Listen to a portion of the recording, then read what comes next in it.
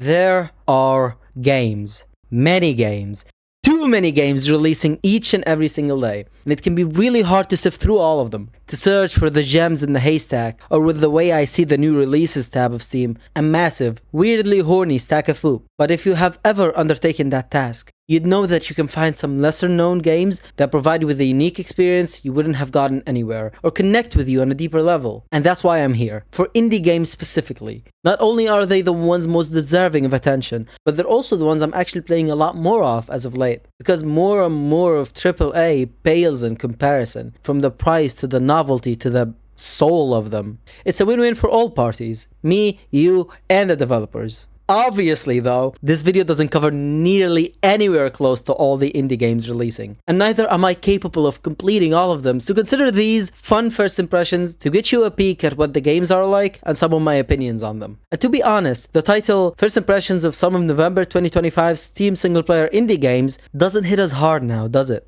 I don't intend for this to stop at these games I'm playing though. This is a good place for you to mention and discuss other games as well for us to try out.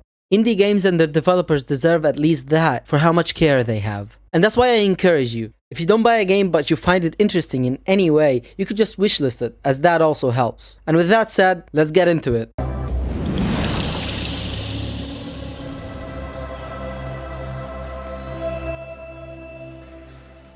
Lumines Arise, a very interesting game. Definitely haven't played something like it before, and I doubt there's much like it anyway. This is described as an audio-visual experience, as well as a puzzle game, and there's no other way to describe it from what I have played.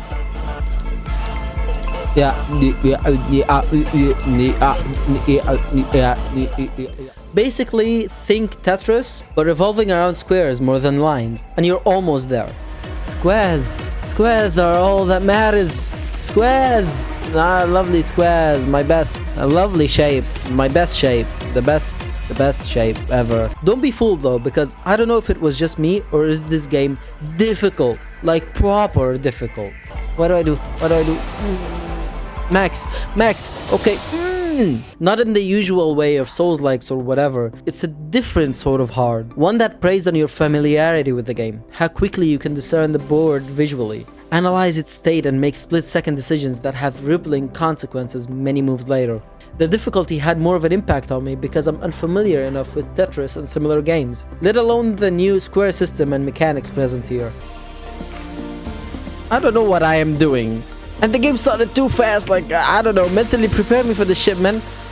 The thing about this game is, I can assure you, watching it being played in trailers or otherwise, and the act of actually playing it are two completely different endeavors. The screen shakes, the background visuals, and the music reacting and dancing to your every move, every rotation of the next block, the line scanning and destroying your built-up squares and everything in between. I really think the word experience does describe it best.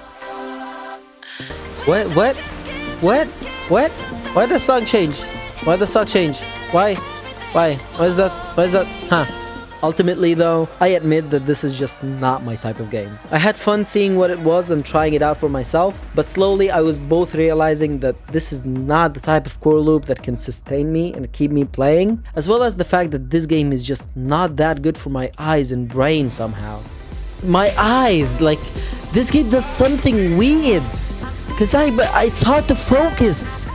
My brain is actually fried. Why? You needed to make it more abstract and glowy? Like my eyes needed that. It really felt weird playing it. The colors and the chaos and the constant focus were really straining my eyes, and the confusion felt uncomfortable to me in a weird way. But not many people seem to be facing this issue, I think. As with all these games here, you gotta try it out for yourself if it seems interesting, and I actually recommend watching Skillup's review of it, as it goes from what I saw, more in detail not only about the game of course, but the origins behind its development and the motivations for it, which I found really interesting.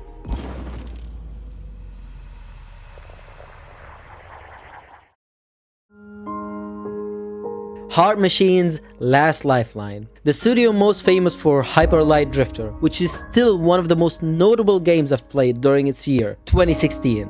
It is crazy to think that it's been almost 10 years since then. This is an action Metroidvania, oozing with styles and colors in the studio's typical fashion, although still distinct from the rest of their catalog. Unfortunately, the game has a very rough beginning, one of the roughest I've seen in a while, and in a way that actively sabotages it. He didn't comment on my death, which he should, because I died.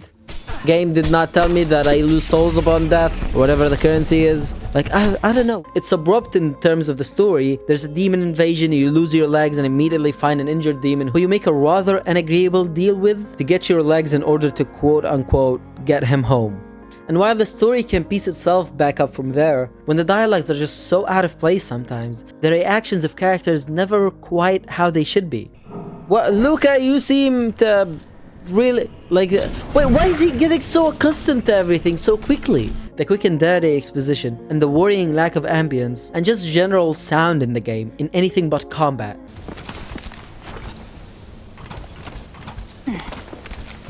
Are all things that are bound to leave you with a bad taste in your mouth and a little confused. That pours over to the gameplay too. The enemies are unusual, being cones and other objects possessed by demons. And since they are inanimate objects, it's a little difficult knowing when they'll attack, which is unhelped by the little telegraphing present, and even that telegraphing is unusual.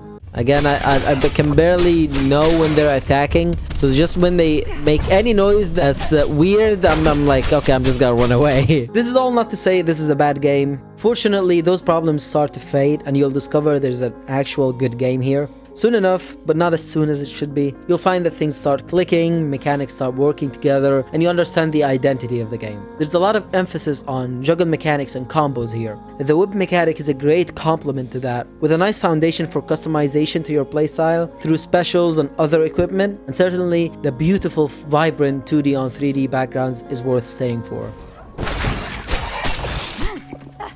Right, I think I'm getting very used to the combat, which is very good. I will say this though, the act of reading the dialogue in this game is really uninteresting, due to the writing, the lack of any interesting effects going on, the font even, kind of everything.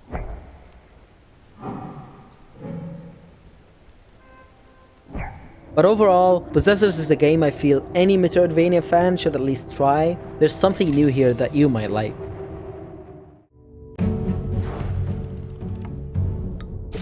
Forestrike was a pleasant surprise. This is a strategy game disguised in an action one. The concept is simple. You get to use foresight to play each encounter over and over again, practicing and nailing the sequence of actions you need to undertake to get out, hopefully, unscathed. Okay, I absolutely freaking destroyed that. I could try to hit him first. Yeah. Alright, let's try again. God damn. He throws that bitch so quickly. Oh my god, that's so quick. Can I hit this guy mid-air? I've only God knows. God damn it. No. Okay, that works. One more time, and I think I'll have gotten it. And then test your ability to execute them perfectly in the real fight afterwards. Got it. Quite contrasting to that execution. While the game is carried by its innovative mechanics and concepts, I feel it is held just a little bit by its execution on them. The game is another roguelike, with abilities you unlock throughout your runs that continue to slightly change how you interact in encounters, making your first hit ignore armor, or giving you another dodge when you meet specific conditions, or starting you out with a weapon, and so on. And that feels fine, I guess. It works, but I was expecting it to be a linear experience and was quite disappointed to be proven wrong. Wait, is this a roguelike? I smell roguelike. Start a new run, that's a roguelike. That's a roguelike and a half, brother. What's unfortunate though is that the mechanic of foresight can wear itself out quickly. As cool as it sounds, replaying encounters over and over starts to be less exciting and more just something to get through to get to the solution of the encounter. And I imagine they hoped the roguelite elements would solve this, and it kinda does, but not fully. Otherwise, Forestrike's nice mix-up of mechanics alone is worth a try. And combined with the cheap price and its short and sweet run nature, I recommend this.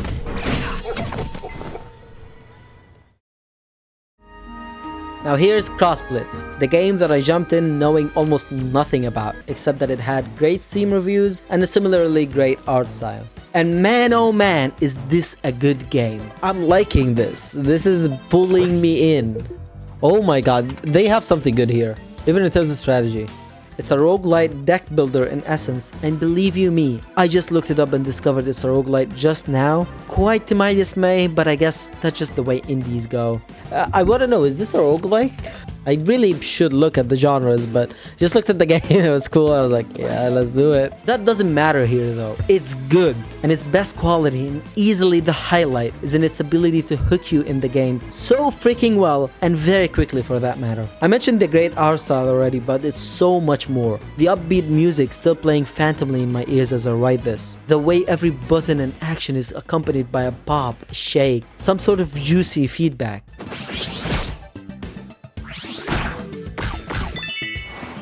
And how much, given what the game is, the personality and polish dripping from every corner of it, even in things that might seem pointless. I mean, look at just the experience of clicking notes.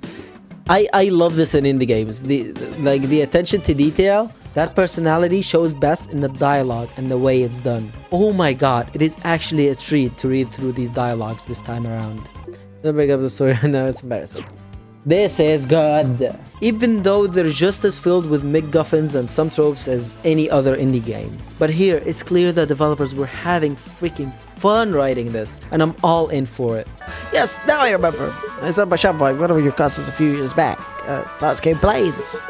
To my gleeful surprise, my collection sold out in record time. Moreover, the dialogue has sound effects, highlights on characters speaking, appropriate text effects, and more.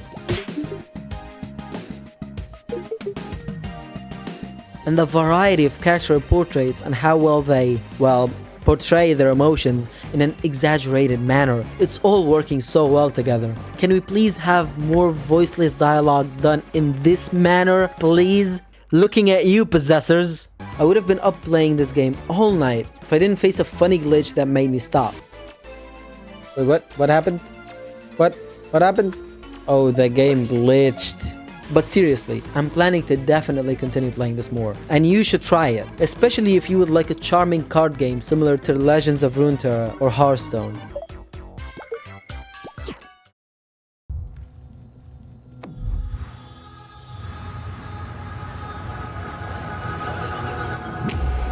Imagine with me for a bit that you are a baby.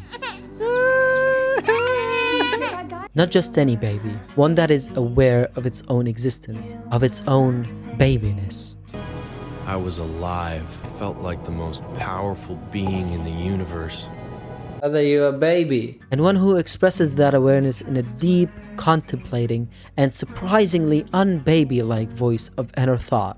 I came to understand I was something called a baby. A baby, it seemed, was some kind of holy deity. And most importantly, you are also a psychic baby.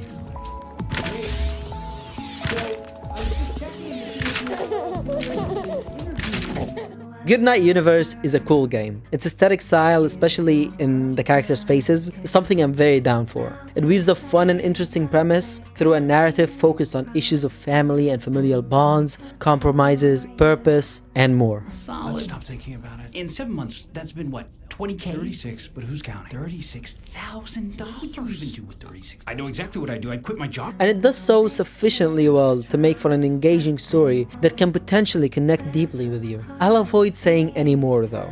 It also presents the ability to control some aspects of the game through your webcam instead of the usual control schemes, specifically moving your head, blinking your eyes, and making facial expressions. Despite my best efforts of like 15 to 20 minutes of trying, I could not really get it working that well with my setup.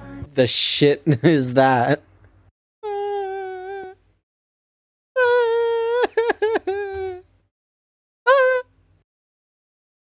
I stopped crying a long time ago. This game is good, it's interesting, it's new, so check it out. Because no one suspects the baby.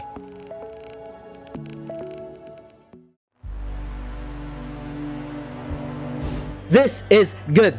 More than good. And the biggest surprise here for me thus far. A common pattern with these indie games as you play them, really. But Neon Inferno is the one I came in expecting not much. Why am I impressed? I don't know, but not my expectations for this game. Again, this is good.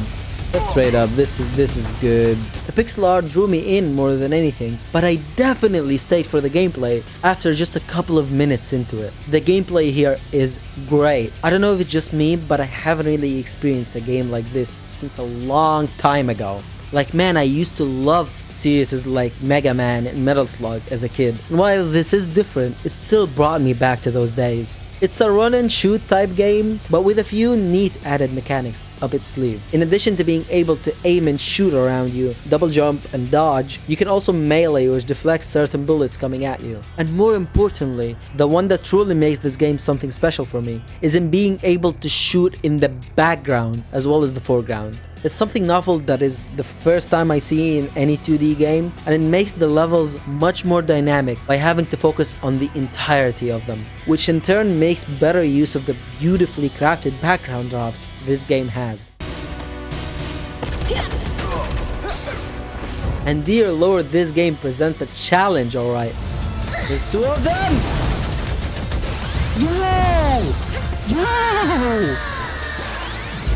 This game is so fucking difficult! But even as death returns you back to a checkpoint, setting your progress back a few minutes or so, it's fair. It makes you desire going at it again. This time striving to lose less HP, to reach the point you died at faster, and just generally to beat the level this time.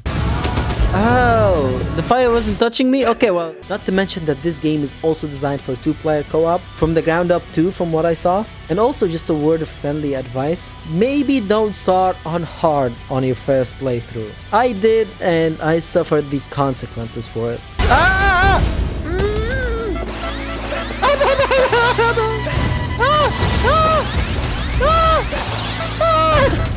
Oh my god!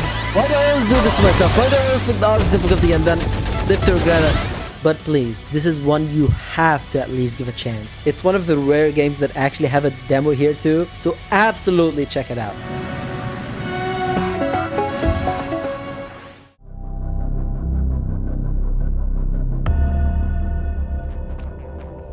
Raw. Okay, what a thought. The story and how I found this game is quite interesting actually. See, I'm prone to watching or listening to YouTube videos about game development, people talking about their releases, the progress on their development, the sales they made, devlogs, the whole shebang. Partly due to me developing a game myself, and partly because it's just fun and sometimes insightful to hear the experiences of these developers. So I was watching one of those videos, unsuspectingly, and was surprised that the dev said that his game was releasing the day of. The thing is, the game looked interesting, and despite my continuous search for indie games releasing throughout the month beforehand, I never even caught a glimpse of it. The market is really that tough out there. And thus, I had to try it, especially after the good video. Shout out to Imago. Hope I said that right. Primal Fray is a turn-based monster collection game with semi-roguelike mechanics, all while playing within a grid. And I like that concept a lot. I mean, we all know Pokemon and how beloved it is, but they're also games known for never really innovating in their core loop, among many things. So a Pokemon-like game where positioning matters sounds great actually. They gotta get close anyway, and their movement is only 3, right? 2, so the most they can walk is up to here. That's good. And there's a couple of nice additions like having your primals dying permanently in fights and later on gaining new ones that replenish them basically. And the unique mana system that's shared for both the player and the enemies, but this is where I'm a party pooper. I don't think this game's for me. I was never really into Pokemon and similar games, combined with the fact that, quite understandably, the game is a little static and not deep enough for my liking, and might have been nice if it had more polish, but that's the reality of solo game development, so it's absolutely fine. See, the personality and passion show here, and this truly has potential, but there's not much this game currently has that can convince someone who isn't into this type of game to continue playing it. And you know, who the hell cares? That's just my opinion, a single person. Nothing to prevent you from trying it out still.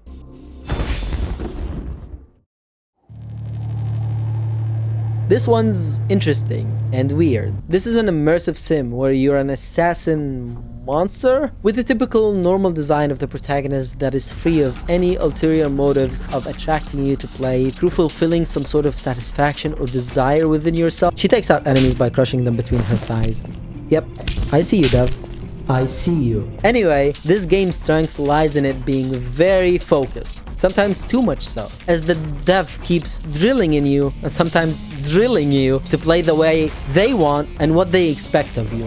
Read before playing.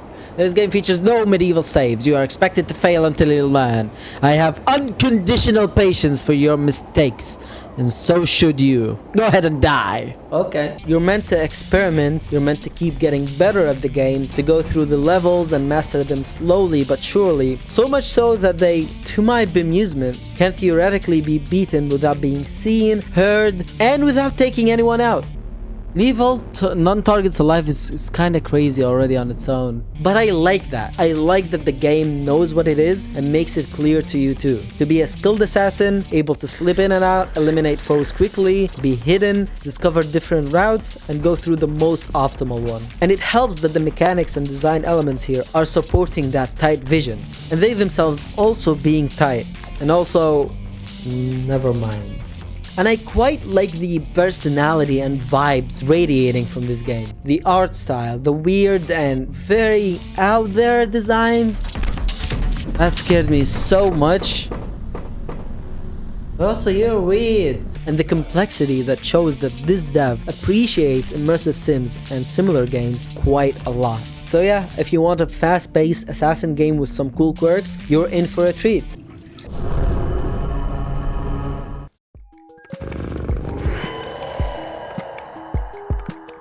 Alright, let's see here. Morsels, oh Morsels. Another roguelite, except not really. And as it is marketed, is also a creature collecting game, but not really. Pixel art, top-down, twin-stick shooter, but not really. Okay, nah, it actually is that. But what do I mean exactly? There are multiple levels, but rarely changing nor differentiating themselves significantly enough from run to run. There's upgrades, but only a couple of types and nothing gameplay changing from all the ones that I saw. You do control multiple creatures, morsels as they're called, with different playstyles, and switch between them as if they're weapons, but there's only a handful of them, and they aren't all that distinct nor memorable enough to warrant them being creatures, and instead just different ways to shoot.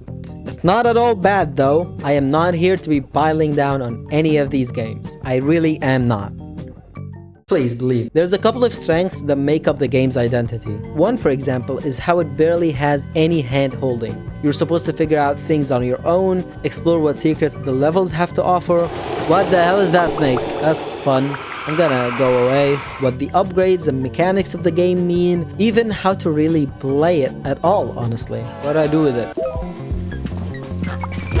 Oh, it explodes. Of course it freaking does. All things that make it, as it describes itself, fast-paced and unique. But rarely did much of the game click with me. I found its mechanics more confusing than challenging. Like the way the shooting works, which I can't help but think it's an extra complication that rarely adds depth. Alright, try to get used to the control system because it's freaking up with my brain. Right, I guess I'm gonna just have to shove it up my ass. And it might be a little biased because I struggled with them and died one too many times than I care to admit. Yep, there I go. I don't have enough, right? Mother freaking! That's a trap! Oh my god. Ah, wait! Oh my god! Whoa, man! Oh, whoa. Ow. That's my 6th death. I'm gonna reach the boss one day. I also found the art style, while definitely awesome, in the act of actually playing the game, more disorienting than appealing. And I generally desire more mechanical inventiveness from games, and especially indie games, to get me excited to play more of them. All of this to say, again, this one wasn't really for me. But it has a decent review count and a very positive review score, so I might be the odd one out here.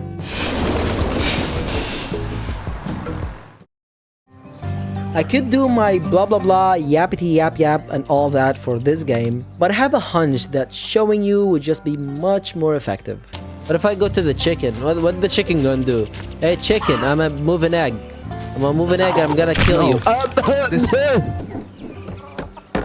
I need to jump with the pointy end. Ooh, yes, baby. Can I kill this? No!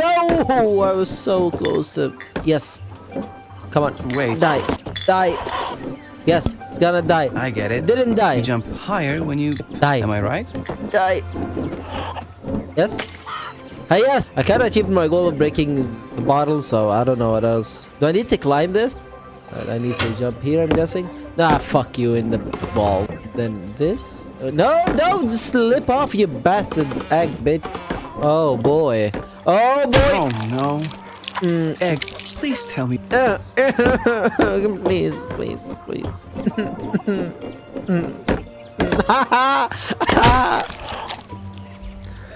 Oh, I need to jump through this. Oh my god. Dev, why you sucky? Whoa. No. Oh, that's glass. That's glass. Oh my god. Give me more scares, please. Egging On is quite a traditional rage game, but honestly, with quite some genius yet simple design. Part of what makes these games what they are their tendency to have quote-unquote frustrating mechanics, and typically setting you back in your progress when you, I should say, fail at them. And also, rolling a ball is a recognizable and known mechanic in games, especially in many old classics. And what's more frustrating than rolling an uneven ball instead? And look, there's this object that is perfectly fitting for this, as well as being widely recognizable, and can be the theme of your whole game too. And I bet all the jokes and puns you could make on it wouldn't hurt now, would it? And I ain't gonna let it get to me. We're gonna beat it. Haha, get it? Beat egg? I didn't mean for that to be a thing, but... I mean, egg puns are like the most prominent puns in existence. No guts, no glory. Or no yol, no glory? There's also the fact that eggshell sounds are oddly satisfying. I mean, they have to be up there in terms of ear-tickling sounds, especially when rolling around wood, metal, stone, and other materials, all combined with nicely executed sound design.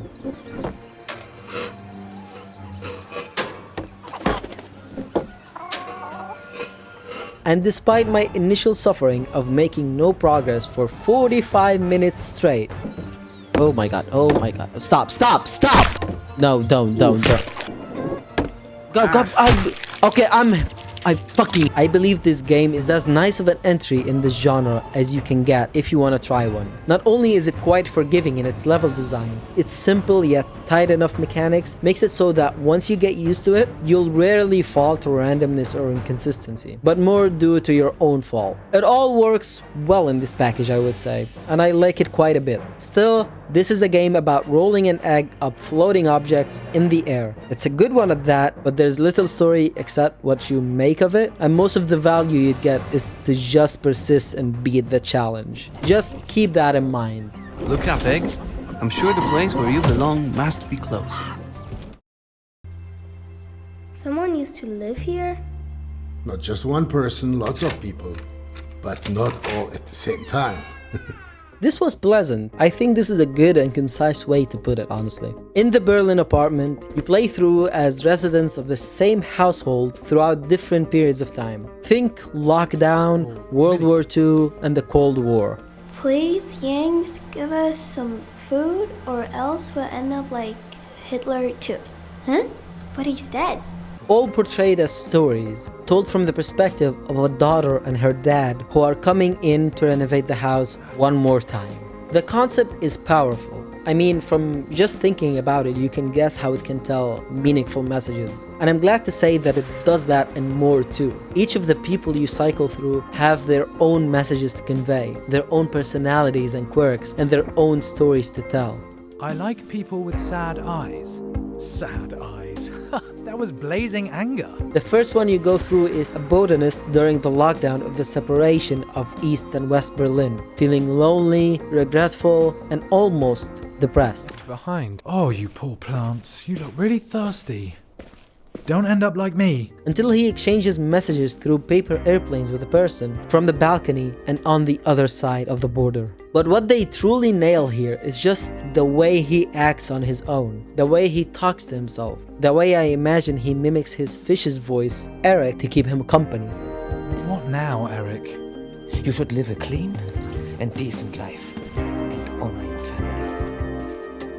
Okay, I think I'll reconsider giving you your food. The weird things he says that come out of all of that, it's hard to portray very human things like that. But I think they truly did a good job here. I easily make up for my lack of talent with my massive ineptitude, coupled with an unusually long and persistent losing streak. Same with Matilda's story. Seeing childlike wonder and curiosity being portrayed that way is pretty heartwarming. Obviously though, I want you to experience those stories and the rest for yourself. And the execution here is on point too. The vibes and the visuals are excellent. And I found the little crumbs of interactivity throughout the game pretty nice. It's a short and sweet, emotional, and smooth ride. And who doesn't like that, huh? Mom, are we the bad guys?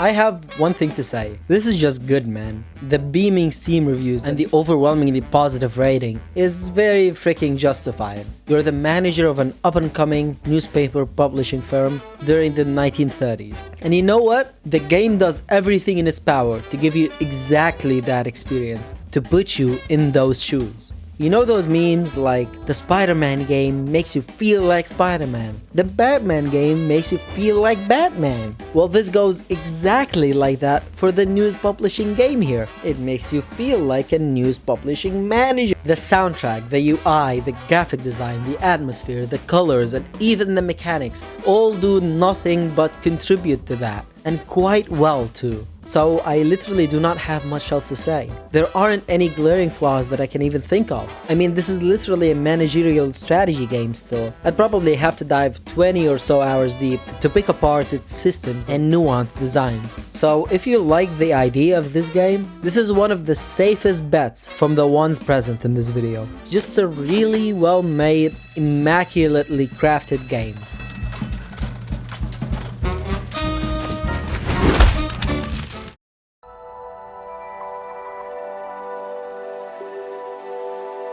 Now why in all that's dear is this not more popular? No, really, why? This is really freaking well made and polished for what it is. The game looks incredibly clean with surprisingly high technical fidelity. It feels tight and good to play, interesting world, and most important of all, it has quite the unique mechanic of, as it says on the tin, retracing light. Your dodges and sprint leave a trail behind you, and you can choose to retrace to any point across the path of that trail, basically rewinding your position to a previous one. The strongest aspect here is that mechanic is focused on and well utilized within all aspects of the game, which is exactly how I want indie games to be. It's what the puzzles depend on. You use the retrace to avoid enemy attacks, reposition, flank enemies, carry objects, and everything in between. And can I please say how much of a relief that this isn't a roguelike? I know it must have been so tempting for the devs, especially for a game of this type, but it's linear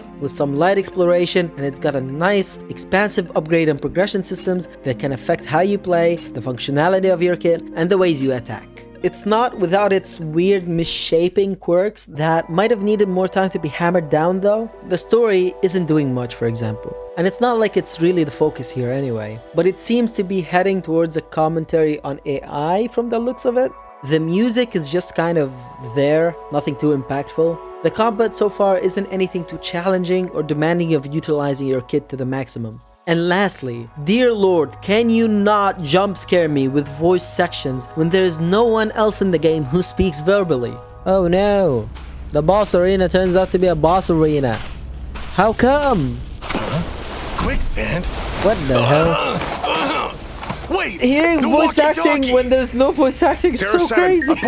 But yeah, this was a great surprise for me, and another one I can't wait to get back to and finish. If you like what you see, give this game some more of the love that I think it deserves.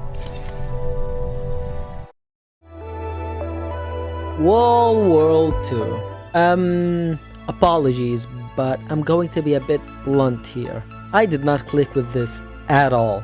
The beautiful art, the cool concept of scaling and exploring an infinitely large wall, in a mecha spider no less, and even some of the intriguing story bits all barely help, to be honest. It's just the reality of trying this many freaking games. I go for anything that seems interesting, but ultimately, some can really be different to what I usually prefer and play. Sometimes for better, others for worse, which is evident by the game seeming to be doing well in the reviews department. So check it out if you think you'll like what it has to offer, and needless to say, maybe look for other reviews than just my opinion here.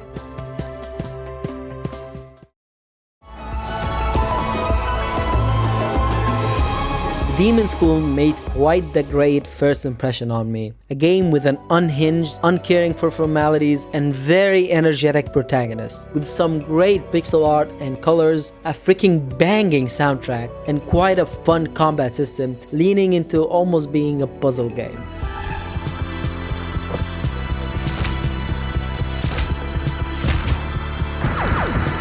Basically, you and your enemies face off in a grid. Your movements are in omnidirectional straight lines, and each character is specialized in one area. Think support, utility, and offense basically. The combat depends all on positioning, aiming to line up enemies, softening them up, and pushing them into each other to maximize the usage of your limited action count. It's got this neat system where you plan your actions first, then see them play out, which makes it more strategic, but also makes the fights fast-paced as the planning phase is quick, given its lack of animations and ease of undoing and redoing actions and setting them up. I was really digging it. You don't even like me. What? I love portraits with personality. Please, more of that. Make the characters as expressive as possible. Like, look at that fucking, look at that face. But slowly, yet not slowly enough, unfortunately. Its quality started to dwindle, and their effects on me started to fade as soon as I understood more and more of what this game is. Your mom does? What the fuck? Alright, I have thoughts about this game now. Not nice thoughts, but we'll keep them for the script. We'll keep them for the goddamn script. This is a crazy ass game. A distracted and all over the place one. Things progress very fast. Concepts that might need more time to be built upon are thrown around on a whim. You'll talk to a character, teleport to a place, fight, talk to the same character, but no, they aren't joining your ass yet. Teleport, fight, go here, go there, fight, progress. Nah, just kidding, more fighting. And hey, that character now joins your party, despite refusing just 10 minutes ago. This game's really shoving the combat in your face, with no regards to the overall game pacing, or even the context of it. I mean, you'll be fighting possessed students and gangsters all over the place at the start of the game, for seemingly no reason at all. They pop out of nowhere. Nobody is questioning why gangsters, with hunchbacks and suits no less, a very distinct look, are all over the island that houses an academy. And they continue to ignore the fact that they're beating the shit out of students too that are with them. Then you finish and no one bats an eye. It's like nothing's happened. And in between those are the dialogue that very quickly turns from lovable and quirky to fucking obnoxious. Thanks to your good friend, I'm gonna deadlift him. What the fuck is... What kind of unhinged nonsense is this dialogue? This wasn't the kind of writing that might be too full of personality and thus weird sometimes. Nah, this is just straight up them writing whatever they want to write, whenever they want to write it, in disregard of everything, truly. I mean, it was interesting the first couple of times when the girl Namako expresses her annoyance of being stuck with you, the insistent protagonist. But when she does it literally every single freaking time, like, I am not joking, the amount of times this girl will say, "Oh, I don't want to do this, why am I here?" will break any person's will and patience, no matter how strong they are. I think this is one game that will be extremely conflictive for people. You either love the shit out of it, or your desire to burn something nearby increases steadily as you bear through it. Rarely an in-between, I'm afraid.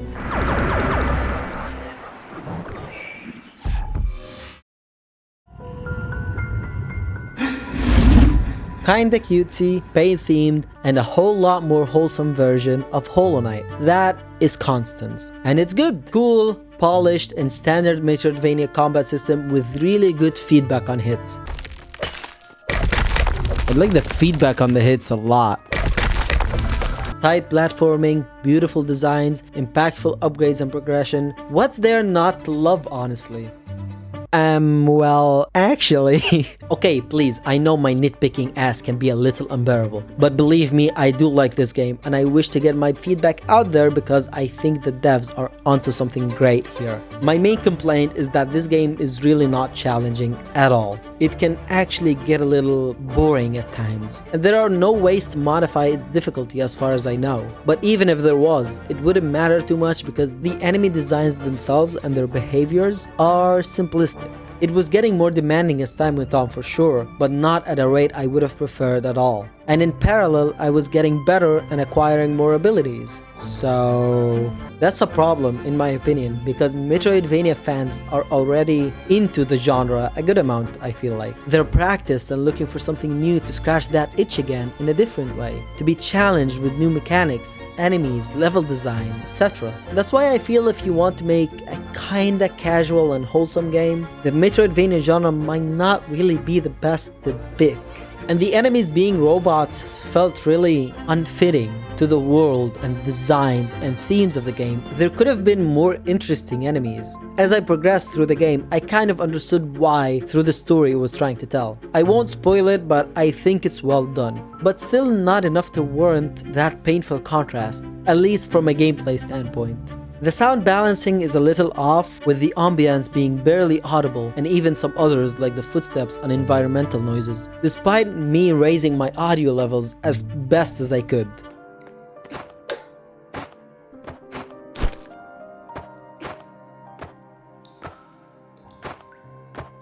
Also, the boss fights that I've experienced thus far at least, and just like the enemies, feel like they're from the 2000s era of games, which is good, don't get me wrong, but definitely dated, and not utilizing and pushing the game's more intricate, modern combat to the best of its limits. You took way too long. Way too long. Like, this is the description of a slog. It's not difficult. It's not goddamn difficult. Feels like you're treating me as a child. Lastly, the map here, which is an important part of every Metroidvania, is kinda booty cheeks. But I had heard that the devs are already on that though, so good on them. On the other hand, there's cool things here still. Mechanics that are new and quite unique. Tying to your death, for example, like being able to revive but making enemies stronger. Or tied to abilities and platforming, like having to remove corruption. And also exploration, like how you can take screenshots of areas of the map that you need to come back later to. That's that. I'll be continuing to play this game because I do like this genre and I'm excited to see where it goes. And please don't take this feedback as me saying the game's bad, because it is not.